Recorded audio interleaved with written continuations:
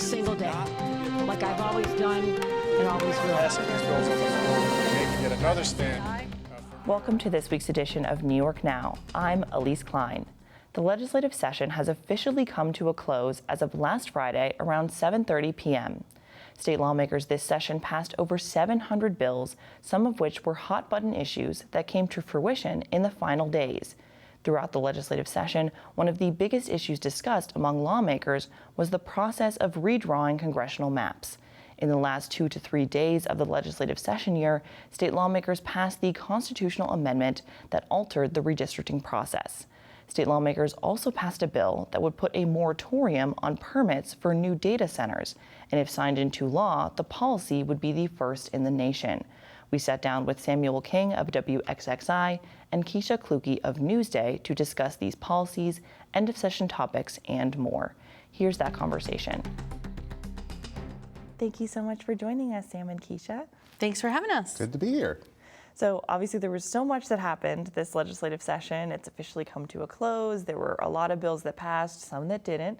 But before we get into all of that, I want to know what some of your big takeaways from this session were. Well, it was my first session. Very exciting. Didn't quite know what to expect, but just talking with folks like Keshia and yourself, it was an interesting one, and the fact that the budget took so much time and sort of crowded a lot of things to the end for whatever reason.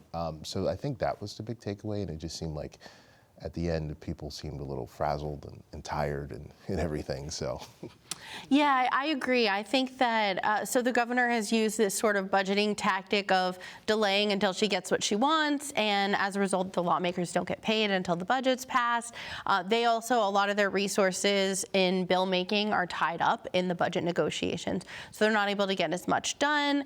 Everyone's cranky, and this year felt a little bit different. Now, she's done this in the past, but this year was her latest, and it just felt like people were ready to have a different process. What that looks like, I don't know.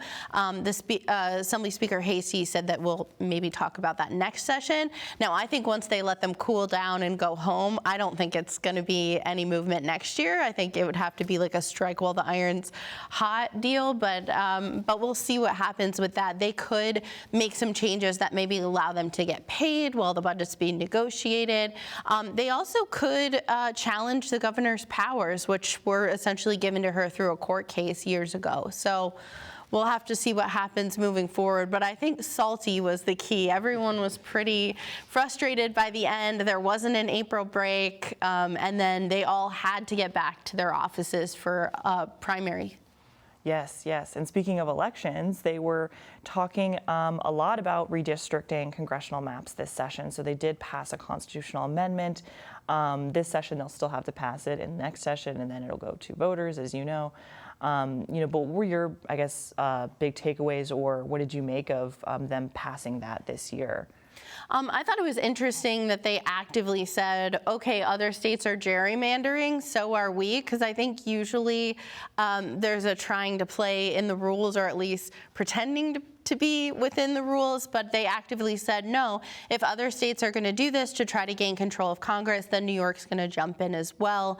And so that's what we're looking at. Now, it wouldn't affect the upcoming elections in November. Like you said, it would be, they have to vote on it the following year. And they also made changes so that they can have what they want on the ballot when the public goes to vote for it. So back in 2021, they had an independent redistricting commission. They were brought to court because of the word independent, because the legislature chooses the people who are going to be on that committee.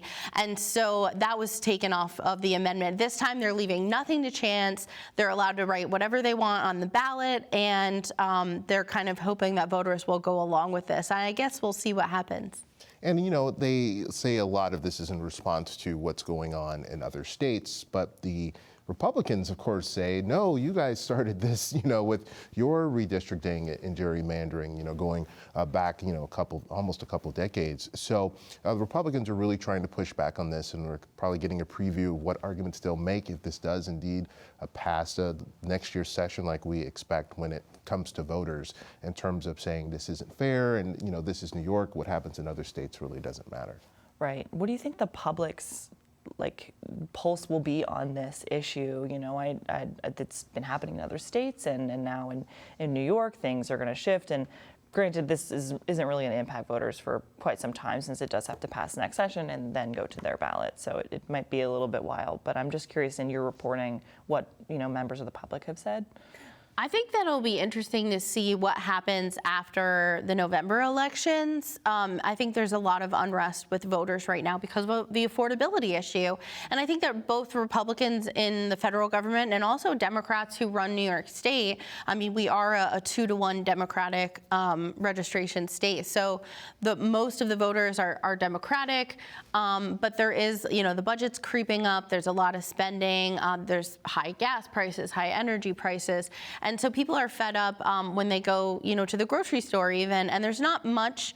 There was a lot of affordability issues that were done this session as far as New York State, but we'll kind of see how that impacts Congress. And then I think that will impact how they will want to vote the following year, whether or not they thought change was made in that election and whether they think more is needed. Yeah, I think that's the big key, is sort of what happens this fall, and then what's the sort of state of environment when the referendum comes up, and how close can you tie this to Trump? Because the president, according to opinion polls at least, remains very unpopular in New York. So if Democrats can tie this to President Trump, then they might have more of a success with this referendum coming up.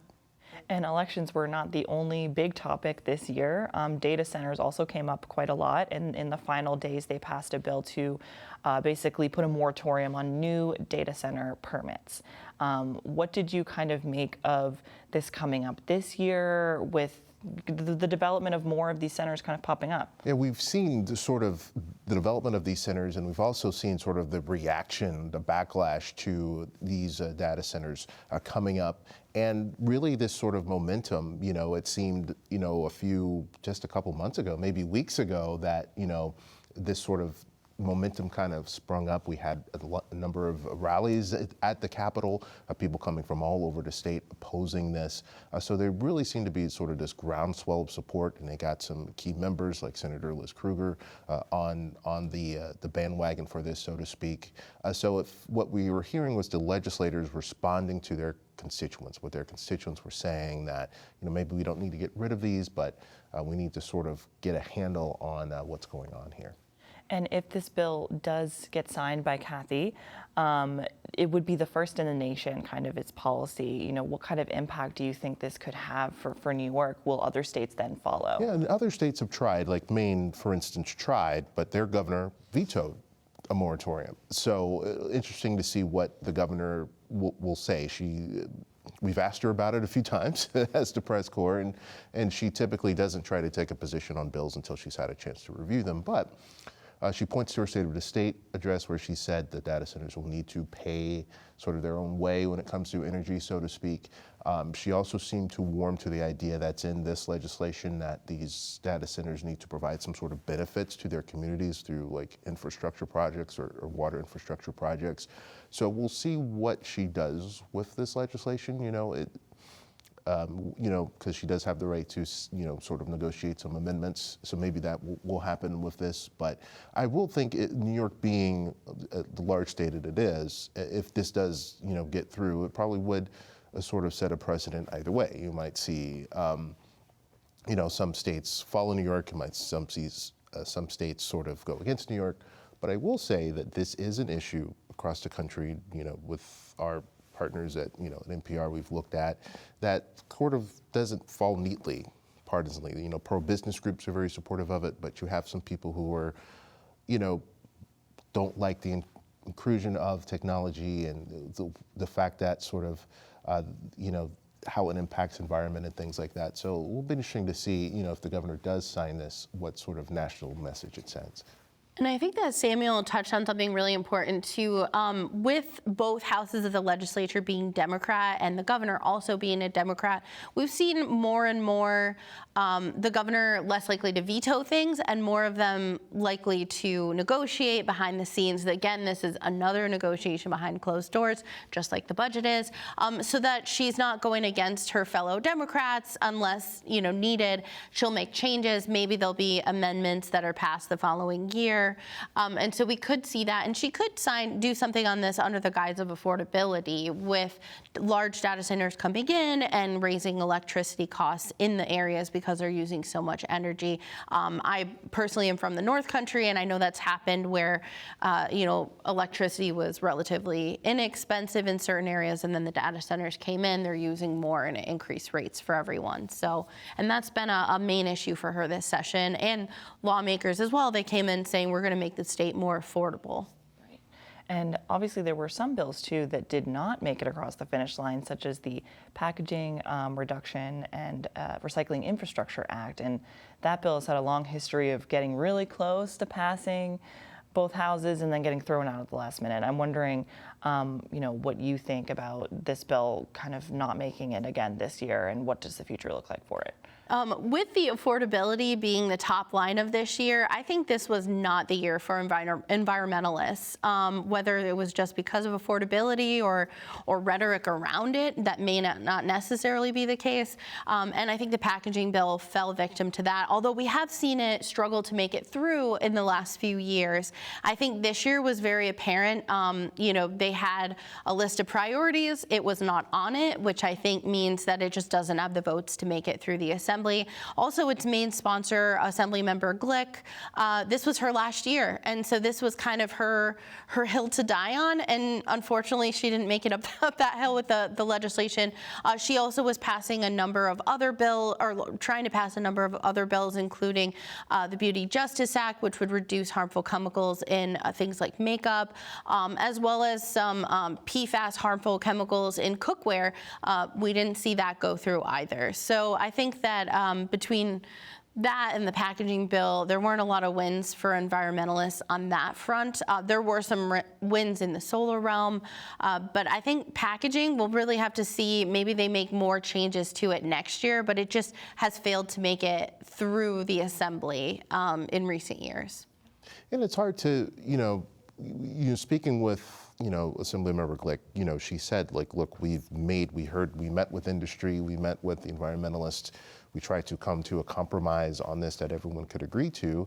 And again, it didn't happen. So it'll be interesting to see without, Assemblymember Glick, who has, been in Albany a long time, who picks this up and what sort of, what the elections show about, the type of members who will be coming to Albany next year to see whether that momentum is there. And, one difference this year, the Senate didn't even take it up because they didn't know with the timetable and it not passing the Assembly, they didn't feel with the limited amount of time they had time to do it. So we'll see what happens next year. Yeah, but I think there's definitely a lot to pay attention to for next session, in addition to what Kathy's going to sign, which bills she will veto, which bills she will not.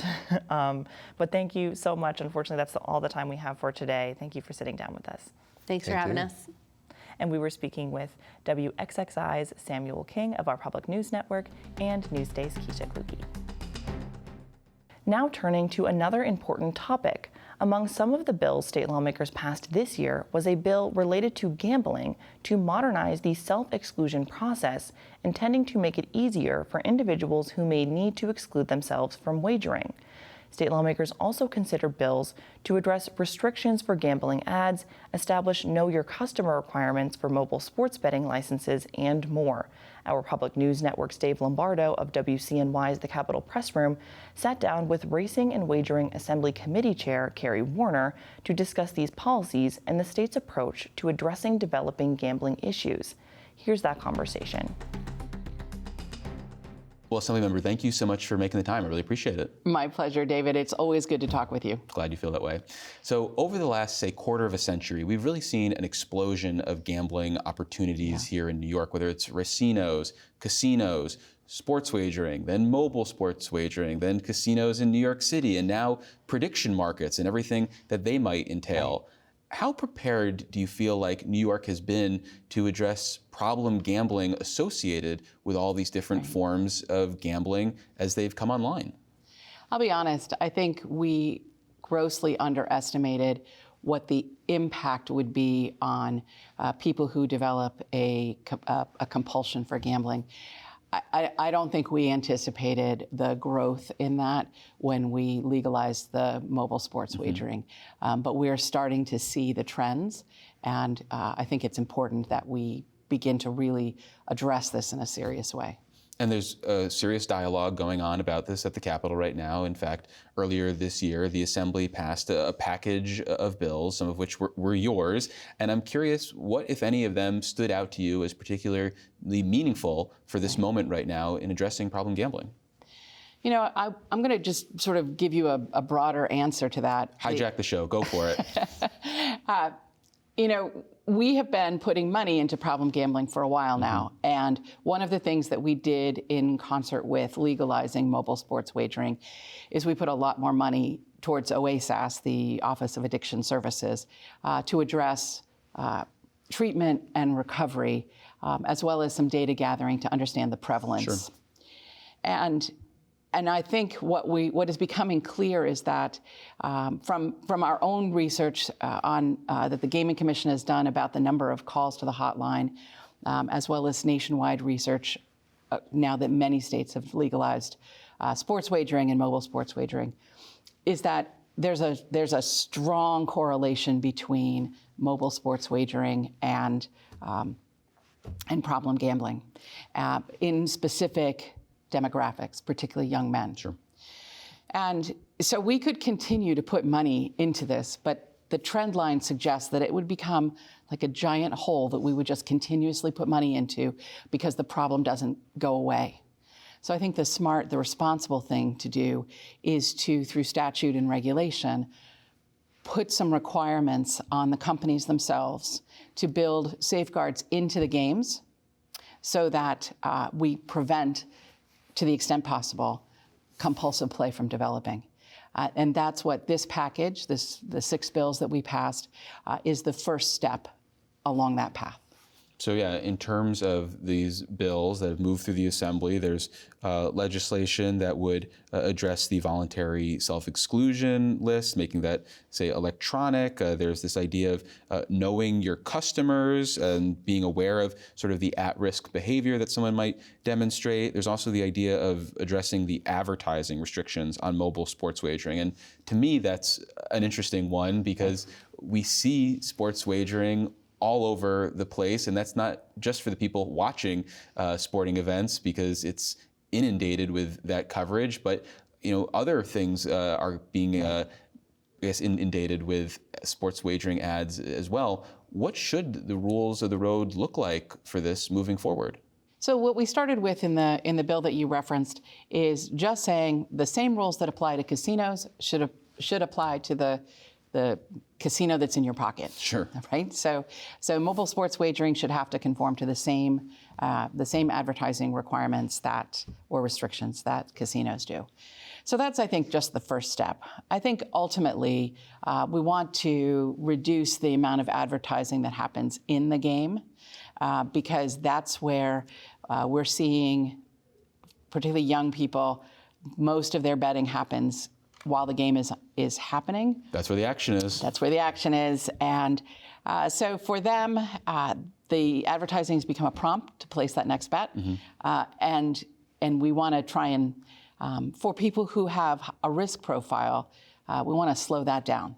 And that's where the combination of the advertising restrictions and the Know Your Customer bill really intersect. So in the Know Your Customer bill, what we're doing is we're requiring that the platforms develop profiles of their players, identifying those who are low risk, medium risk, and high risk, recognizing that there is probably a path that people can go from low to medium to high. And that once we have that structure in place where that profiling is built based on behavior, so based on the type of play, the speed of play, their behavior with respect to withdrawals, we can then step forward and say, okay, now what we're going to say is, as people progress down that path, you need to turn up the protections. So reduce the amount of in-play advertising they see, reduce the prompts that they get, put limits on how much they can bet, how frequently they can bet. Based on an understanding, based on behavior, of where their risk profiles are.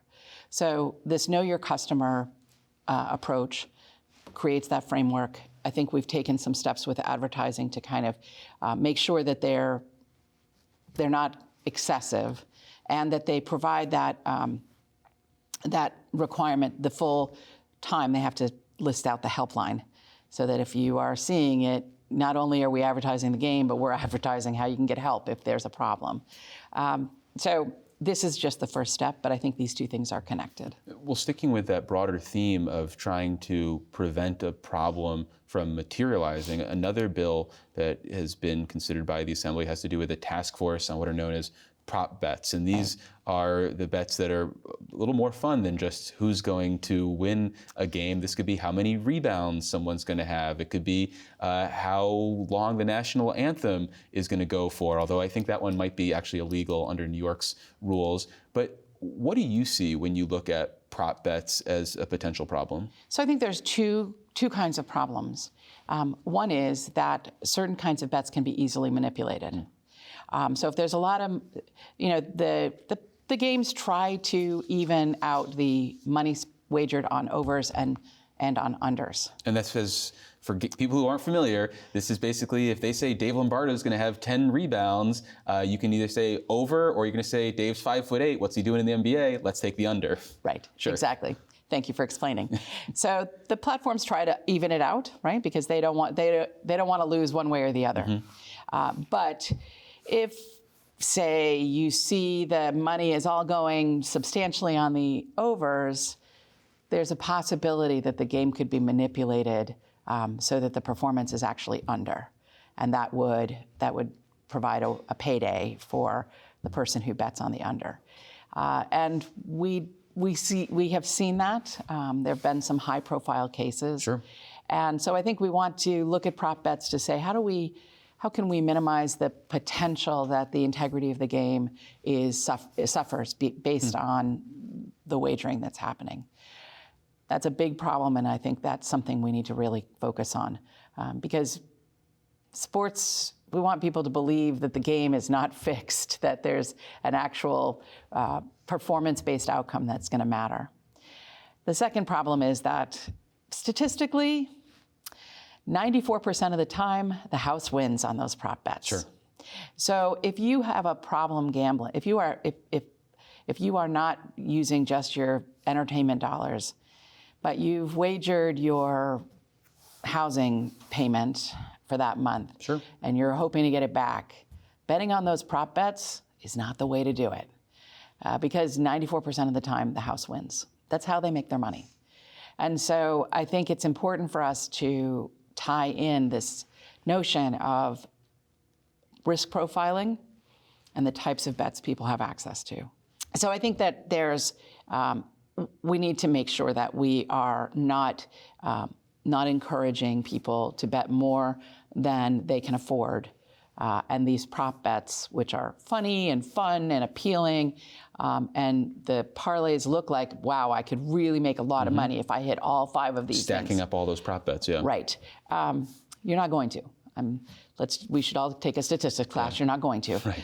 And so I think there are, and that's what that task force is going to look at, is the intersection of the statistical probability, risk profiling, and the economics of prop bets. So I'm looking forward to seeing that come to fruition. Well, lastly, we referenced the emergence of prediction markets. These are essentially commodities regulated at the federal level, and that's all a fancy way of saying it's gambling in another form. Right. What, if anything, can the state do to regulate this? And do you see this as a particularly nefarious form of de facto gambling, given that it creates so many more options of betting? Because you want to bet on the Oscars, you want to bet on whether New York is going to do universal childcare this year, you want to bet on who's going to win the congressional race. It's all out there. There's mention markets. Mm-hmm. How many times is Dave going to use a particular phrase? Sure. That's a form of betting as well. How many people are going to cross off this crosswalk? So these are regulated only by the federal government, the CFTC, Commodities Futures Trading corporation. I'll take your word for it. Yep. But in the Constitution and by law, the states have the right, have the sole right to regulate gambling in their states. So these markets are operating illegally in states. Because you feel like they're gambling. They are gambling, and we are. The state is taking steps, Sure. just as many states are, to end the role that those entities play in the gaming universe in each state. So we have the cease and desist letters have gone out. The Attorney General has signed on to lawsuits. We are really working on trying to get them out of New York. That we have a robust set of regulations, becoming more robust to manage the universe of gambling options, and these are not in our universe. Well, Assembly Member, thank you so much for making the time. I really appreciate it. My pleasure, Dave. And for more information and resources about the state's pending policies on gambling, you can visit our website. Again, that's at nynow.org. Well, that does it for this week's edition of New York Now. Thank you for tuning in, and see you next week.